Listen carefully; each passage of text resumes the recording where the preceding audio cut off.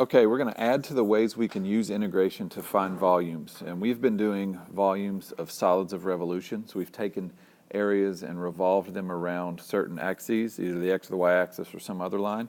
And what happens when you do that, depending on which method you use, is you either create washers that look like these, and our go-to formula for those was pi r squared. Now, if it was a washer, we would have a big R and a little r, but those were based on a circle, pi r squared, with a little bit of thickness, dx, and we integrated those and found volumes.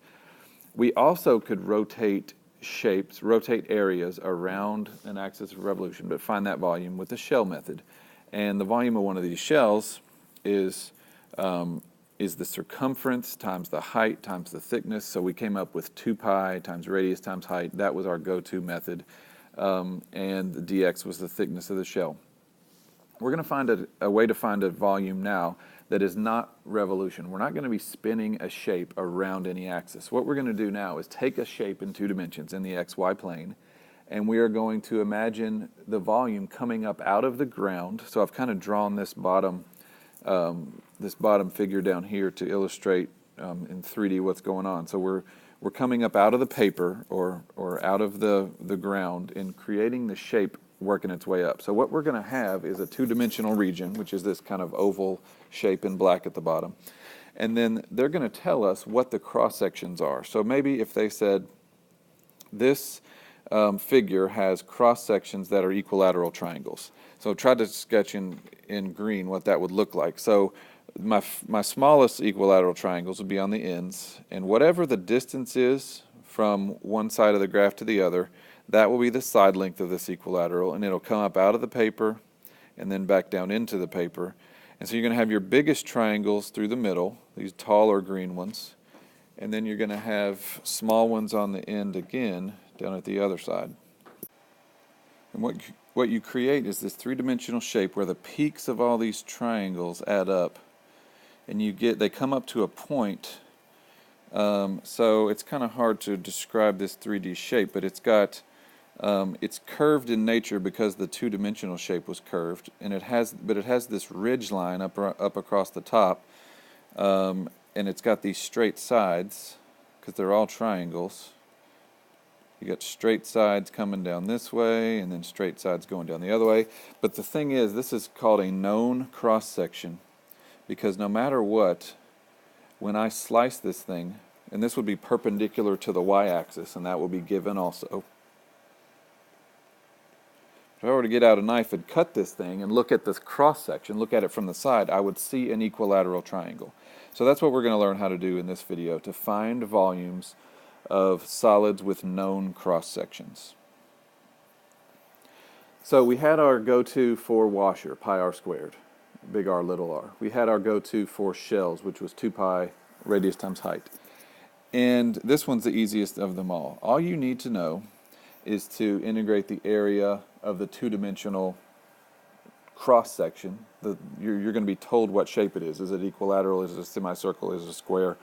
And those are just simple geometric shapes. So we're going to put the formula for that shape into the integral. Now the dimensions are going to be determined by the equations. You know, the side length of this rectangle might be the distance between 2 graphs, or the dimensions, the lengths and widths and heights, and all those parts of that geometric formula are going to be determined by looking at the equations that are on our graph. One thing to notice, we have no pi out front. There is not necessarily going to be a pi in all of these questions. All of the rotation, that was circular in nature, so there was always pi involved somewhere. Now we might introduce a pi if the cross section is a semicircle, but don't assume a pi goes out there. That's a very common mistake because you're so used to putting either a 1 pi or 2 pi out there. These might not involve anything circular whatsoever, so don't assume there's always going to be a pi involved. So let's do some examples. Okay, so I've given you this 2-dimensional shape. It's the area enclosed by the graphs of y equals 2 times the square root of x, and the x-axis and x equals 4. So this red area. And we're going to set up three different volumes by doing 2 perpendicular to the x-axis, one with rectangles of height 2, one with semicircles. And then we'll twist it and make it a dy like we've done with all of our other methods. So let's start with number 1. Perpendicular to the x-axis, rectangles with height 2. So no matter what, if I were to slice this thing perpendicular to the x-axis, what I'm going to see is a rectangle with height 2. And that height is coming up out of the paper at me. So my biggest one would be here, and I'll try to kind of sketch it 3D. If I were to slice this solid down here, I'm going to get a rectangle that's 4 by 2. Somewhere in the middle here, slice it, and I get a rectangle that's whatever that length is by 2. All the way down here to my smallest ones. No matter what, so I'm creating this solid, and I don't really know what it looks like, but if I slice it, the area I see is a rectangle that is 2 by whatever the distance is between the graphs. So I don't want to muck up my picture too bad as we go, but what I want to do with every one of these is integrate the area. So this is going to be the integral from 0 to 4, and that's x equals 0 and x equals 4, and I realize that's 0 to 4 in both directions, but that's why I'm going to include the x equals. So what's the area of a rectangle? Because my go-to formula is integrate the area, which doesn't tell me much info but now I know what the shape is. It's a rectangle. Well, a rectangle's length times width, and dx is going to give it that third dimension. So this is the integral from 0 to 4. So how long is each one of these rectangles? Well, it depends. It depends on where we are on the function. That's determined by the function. In this case, since it's bordering the x-axis, the length of each rectangle is just 2 radical x. So there's my length. And I know in the formula we usually call it width, but I used height to try to illustrate that this is coming up at out of the paper towards you. But the other dimension of the rectangle, whatever you call it, is 2. So we're integrating 2 radical x times 2 dx. And this is one that you could probably do by hand, but we're just going to worry about the setup. So there's our first setup. Rectangle is pretty easy. Okay, next we're going to do perpendicular to the x-axis with semicircles. So these semicircles come up out of the page at you, and they come back down into the page, and you've got big ones up there, and you've got little ones. It's hard to draw a 3-dimensional semicircle, but just imagine it rising up out of the paper and then coming back down. So what's the area of a semicircle? Because all I need to do is integrate area. So I am still perpendicular to the x-axis, so I'm still going from x equals 0 to x equals 4. And think about it. What a circle is pi r squared. A semicircle is 1/2 pi r squared. So that's what needs to go in here. 1/2 times pi times the radius of each one of these things squared. Okay, so imagine that same semicircle. Let's say this representative rectangle is the diameter of that semicircle. That's the ends of it. It's coming out of the paper towards me and back into the paper at the other end of this rectangle. The radius of that is only half of the length of that representative rectangle. So the radius of each one of these is half of the distance, and that distance is 2 radical x. I'm going to put a half of 2 radical x, even though that's just going to be radical x, just to have that down so you can tell where it came from. All right, so all of these constants, that's my setup, 1/2 pi r squared, and r is determined by what equation I'm looking at. All those constants can come out, like the 1/2 and the pi can come out to the front. The 1/2 and the 2, those are going to cancel each other out. I'm just going to end up integrating x because the square root of x squared is x. But that's my setup. All right, for this last one, let's turn it sideways. Perpendicular to the y-axis with squares. Squares is probably the easiest one to deal with. Since I'm perpendicular to the y-axis, though, I'm going to go y equals 0 to y equals 4. And I'm going to integrate the formula for a square, which is side length squared, in this case, dy. So how long is that rectangle? However long it is on paper, that's how far it's going to come out of the paper towards you. But that distance, all I need to really do is name that distance. We've worked a lot on naming those distances. That process, the length of that black rectangle, doesn't matter what method we're using, it still has the same possibilities. So let's see, this is a consistent 4 top to bottom. So that black rectangle is 4 minus whatever this little red distance is. And that little red distance has a couple of names. One of them is x, and the other one is what x is equal to. If we take our function, divide by 2 and square, y over 2 squared equals x. So that black rectangle is 4 minus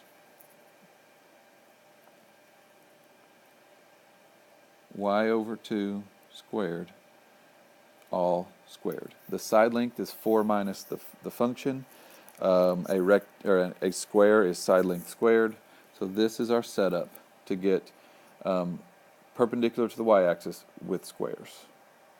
All right, so there's 3 examples, all using the same, and let's finish up with one more. Okay, so this last one comes straight off an old AP test, and we're going to focus on question B. All right, this is a very common question on your AP exam. Region S is the base of a solid whose cross sections perpendicular to the x-axis are squares. Find the volume. So here's a representative rectangle that's going to be extended upwards out of the page and make a square. So what I need to know is where to start and stop integrating. And for the sake of time, I'm just going to tell you that these things cross at 1.032832. And it might seem silly to use that many decimal points, but on the AP exam you want to use as many as you can until you get to the final answer, because they will count your rounding to the 3rd decimal place. And if I round this number off too much, then my final answer is going to be wrong. But that number would be found by setting the 2 functions equal to each other in my calculator and seeing where they cross. And that's a different topic. So I want to integrate. The left-hand edge of my shape is 1.032832, and it stops at 2. That's the right-hand limit of integration. And each of these squares are just however long it is, however the distance is between the 2 graphs times itself, so side length squared. And the side length is just the top function minus the bottom function.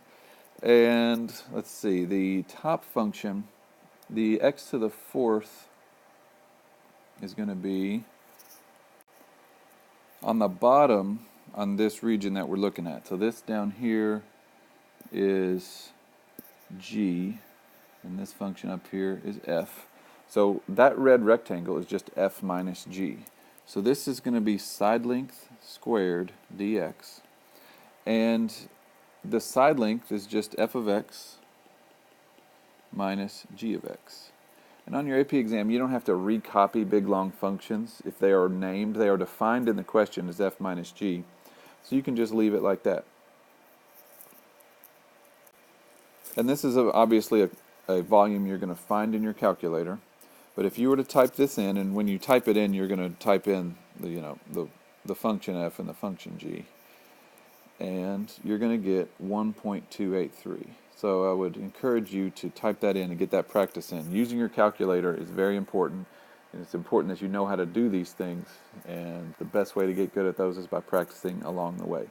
This is a question you are likely to see on your AP exam. It's important when it goes right along with the shells and washers and discs, but it's kind of different, and the good news about it is it's easy to remember. You integrate the area and just make that area the simple geometric shapes that you've known for years.